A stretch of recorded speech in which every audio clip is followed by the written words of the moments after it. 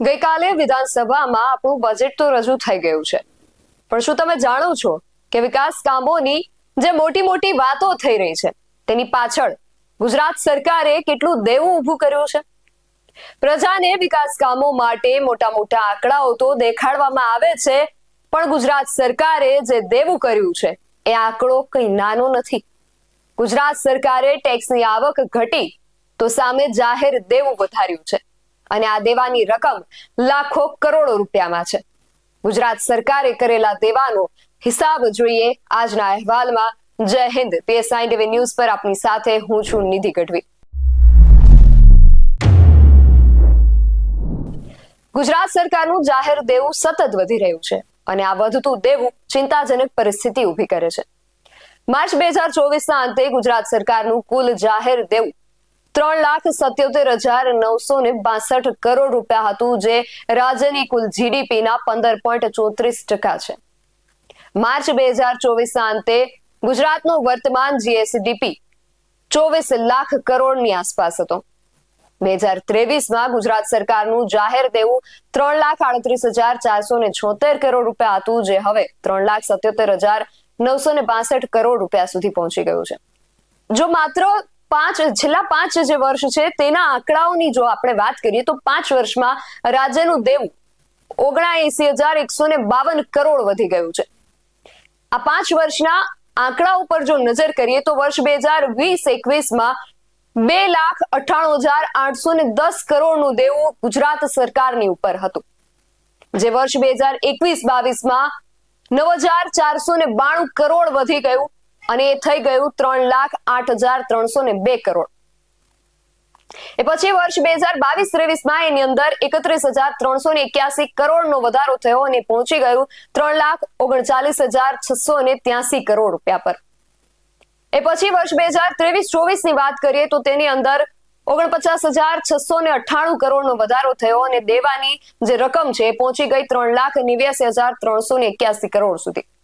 જોકે વર્ષ 2024-25ની અંદર જે દેવું હતું, દેવાની જે રકમ હતી તેની અંદર ઘટાડો થયો. 11,419 કરોડ રૂપિયાનો ઘટાડો થયો અને આ દેવું 3,77,962 કરોડે પહોંચ્યું છે. પરંતુ આ જે રકમ છે એ પણ નાની નથી. અને આ જે દેવું છે તેની અંદર નાણાકીય સંસ્થાની લોન પેટે 7,000 કરોડ, બજાર લોનના 51,000 કરોડ અને 7,634 કરોડની કેન્દ્રીય લોન ચાલુ છે.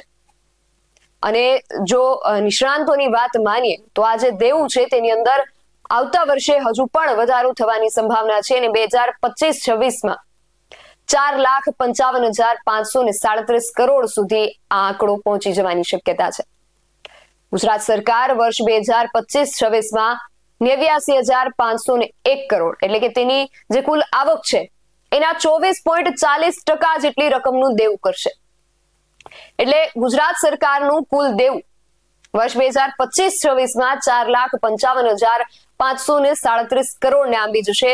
જે રકમ રાજ્ય સરકારના જે 2025-26નું જે વર્ષ હશે એનું જે બજેટ હશે 3.70 લાખ કરોડનું જે બજેટ છે એના કરતા પણ વધી જશે.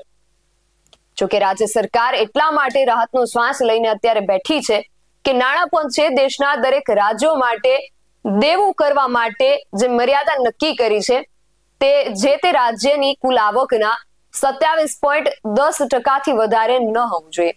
એ મુજબ ગુજરાત સરકારનું જાહેર દેવું તેની કુલ આવકના 15.28% સુધી પહોંચશે, જે નાણાં પંચે નક્કી કરેલી દેવાની મર્યાદા કરતા ઓછું છે. એટલે ગુજરાત સરકાર વર્ષ 2025-26માં જે 89,501 કરોડનું નવું દેવું કરવાની છે તેમાં 76,500 કરોડનું તેનું આંતરિક દેવું હશે અને 13,000 કરોડ કેન્દ્ર સરકાર તરફથી અપાતી લોન અને પેશગી રૂપે વસૂલાશે.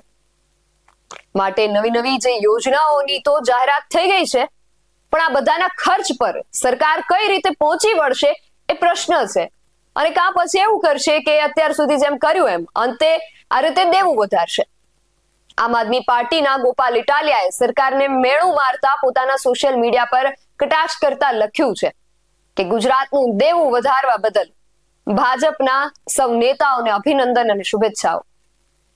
તમે આટલું દેવું કરવા બદલ સરકારને શું કહેશો? અમને કમેન્ટ કરીને ચોક્કસથી જણાવજો. આવા જ વધુ અહેવાલો સાથે મળતા રહીશું. તમે મારી YouTube ચેનલને સબસ્ક્રાઇબ કરવાનું અને અમને Facebook અને Instagram પર ફોલો કરવાનું ભૂલશો નહીં. બાકી અવનવી અપડેટ્સ માટે આપ જોતા રહો BSI ટીવી ન્યૂઝ. નમસ્કાર.